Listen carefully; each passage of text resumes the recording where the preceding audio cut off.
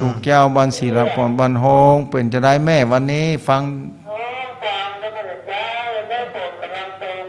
เออคือตกนั้นนักนะแม่เนอ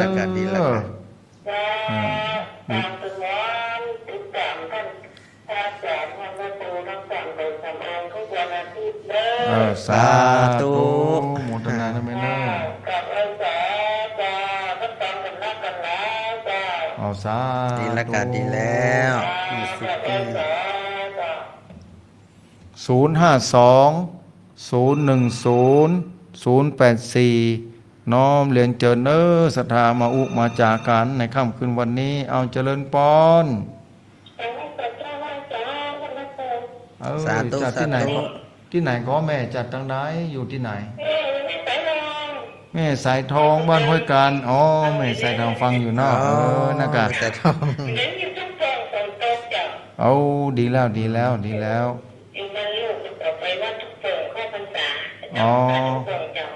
อนุโมทนานะอนุโมทนาตรงโปร่งศรัทธาเหนียวแน่นในศรัทธานะสาธุแม่คณะว่าระยะหลังๆเนี่ยมันได้ยินเสียงไม่สายทองโทรมา052-010-084น้อมเรียนเจริญปอนจัดที่ไหนกันอย่างก็ภูกันยาวนะอย่ามาพะเยาพุ่นอ่ะภูกำยาวบ้านอย่างก็แม่บ้านอย่างบ้านห้วยแก้วหลวงนั่นห้วยแก้วน้อยถ้าอยู่ม่อนห้วยแก้วเนี่ยนี่ห้วยแก้วหลวงอยู่ตำปูนห้วยแก้วตำปูนชื่อหยังแม่ชื่อหยังก็แม่จ้างว่ะจ้างว่าจ้แม่จ้ำโมทนาในแม่จ้ำตั้งภูกำยาวตั้งปุ้นฟังนักว่าแม่ฟังหลายเลยเนาะเป็นตัวแทนอิตาลีแม่เนาะอนุโมทนานะแม่เนอะสาธุแก้วหลวงมันห้วยแก้วหลวงนี่อำเภอภูกำยาวนะเดี๋ยวห้วยแก้วน้อยถ้าอยู่ทางนี้ก็พระเจ้าพระหลวงเนอะห้วยแก้วมีนักมีกูจังหวัดเจริญปอนชัดเจนแม่อย่างชัดเจนเนอะเสียงแม่นี่แม่ปานิฝาชัดเจนแต่เจ้าเป็นจะได้พ่องกาตุ่ม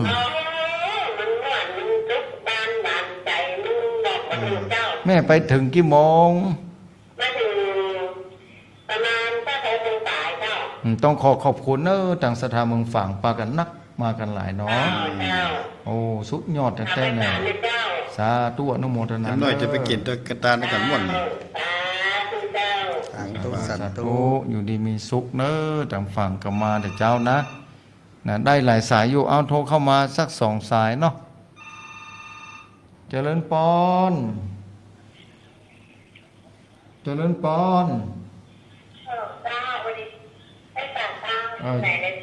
ยงยาว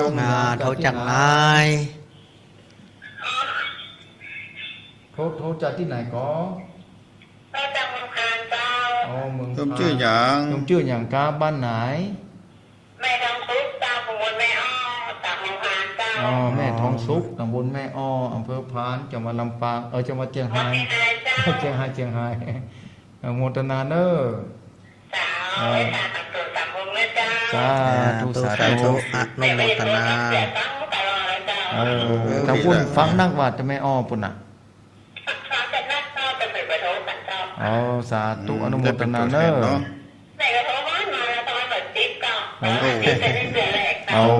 ดีแล้ว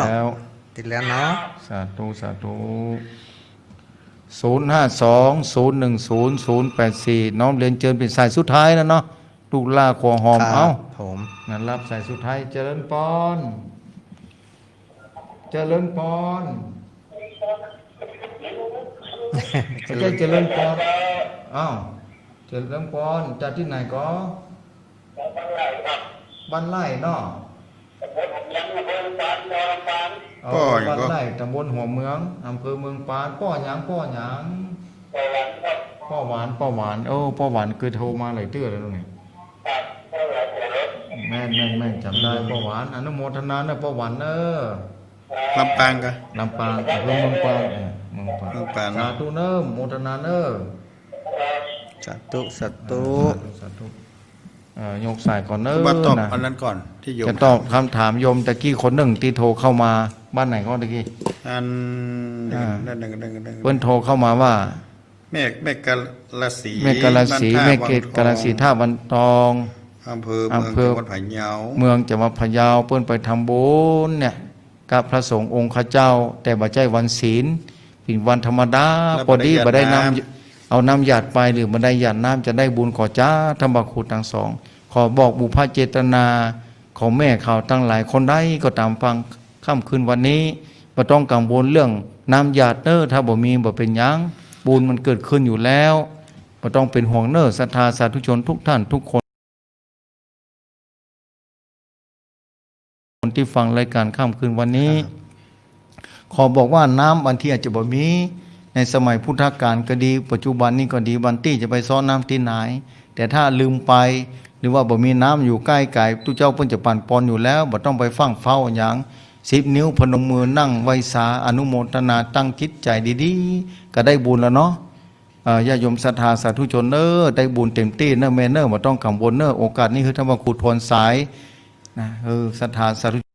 ชนฟังรอบหนึ่งแล้วก็จะได้ลาเนาะ ครับผมค่ำคืนวันที่12 มิถุนาคืนนี้ มีทั้งหมดอยู่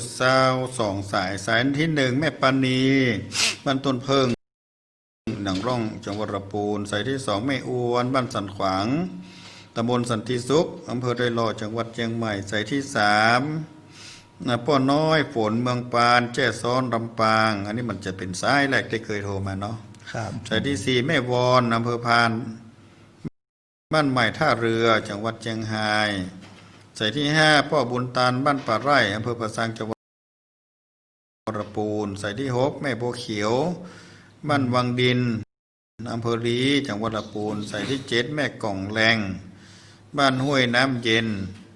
อำเภอเมืองปานตำบลเมืองปานอำเภอแจ้ห่มจังหวัดลำปางสายที่8แม่ตุ่นแก้วบ้านต่ำตำบลคือเวียงดอกคำใต้พะเยาสายที่9แม่ยอดบ้านศรีบุญเรืองอำเภอแ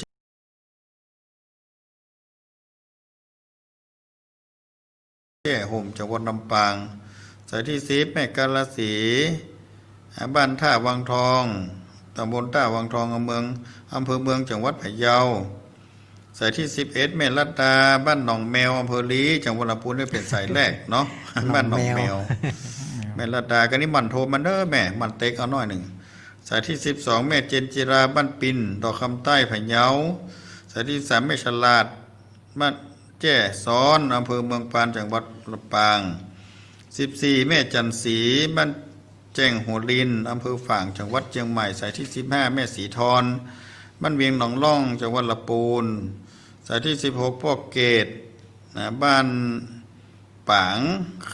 งไคร้บวกขอนอำเภอเวียงปะเป้าจังหวัดเชียงรายสายที่17แม่สุแก้วบ้านศรีราพรบ้านตำบลสีเตี้ยบ้านห้องจังหวัดลำพูนสายที่18แม่สายทองบ้านห้วยกันอำเภอบ้านห้องจังหวัดลำพูนสายที่19แม่จำไงแม่จำ แม่จ้ำ บ้านห้วยแก้วหลวงอำเภอภูการยาวจังหวัดพะเยานี่เป็นสายแรกที่แม่ได้โทรติดเหมือนกันเนาะสายที่20แม่ปราณีบ้านแม่มาวขี้เล็กอำเภอฝางจังหวัดเชียงใหม่นี่โทรมาประจำแม่ได้โทรเก่งเนอะเพิ่นโทรติดบ่อยสายที่21แม่ทองสุกตำบลแม่อ้ออำเภอพานจังหวัดเชียงรายสายที่22ป้อหวานบ้านไร่ตำบลหัวเวียงอำเภอเมืองปานจังหวัดลำปางกับผมครบ22สายเนาะ ศรัทธาสาธุชนท่านผู้ฟังเวลาได้หมดลงไปแล้วในโอกาสนี้คงจะต้องนำรายการจัดท่านผู้ฟังไปก่อนรายการอุจจาภาษาธรรมรายการธรรมะจัดยอดโดยดำเนินรายการโดยกัน3 ตนด้วยกันโดยมีท่านพระครูสถิตสารคุณวัดหนองผาเขาตำบลน้ำทิพย์อำเภอป่าซางจังหวัดลำพูนท่านพระครูกัลยาณประโมทวัดม่อนห้วยแก้ว ตำบลดอยหล่ออำเภอดอยหล่อจังหวัดเชียงใหม่เก้ากระผมอาตมาภาพพระวรรณชัยชยานันโทวัดพุทธศรีคิรีตำบลบ้านแปะอำเภอจอมทองจังหวัดเชียงใหม่ขอนำรายการนี้จันทผู้ฟังไปก่อนอาทิตย์หน้าก็มาพบปะกันวันและเวลาเดียวกันนี้ในที่สุดนี้ขอขอบคุณเจ้าของสถานีทุกสถานีคือได้บุญกุศลอย่างยิ่งญาติโยมศรัทธาสาธุชนท่านผู้ฟังที่ฟังรายการค่ำคืนวันนี้บุญใดกุศลใดที่สั่งสมกันมายาวนานดีแล้วในโอกาสนี้คือเป็นพระวปัจจัยมีความสุขความสวัสดีมีปัญญาได้เกิดขึ้นขอบุญกุศลนำพาให้พ้นจากทุกข์ยากลำบากมีบุญกุศลที่ไกลเป็นบันไดแก้วไกลขึ้นเหมือนสวรรค์ชั้นฟ้าคือไกลเป็นสะพานข้ามวัฏสงสารคือไกลเป็นบุญกุศลเหล่านี้คือไกลเป็นสะเปาคำนำพาท่านเจ้าครูบาอาจารย์และญาติโยมศรัทธาสาธุชนขี่ข้ามอุควัฏสงสารไปสู่ดินแดนอมตะมานิปันเจ้าด้วยการกุศลกุองค์กุปู่กุคนยิ่งขึ้นไปเถิด ธุ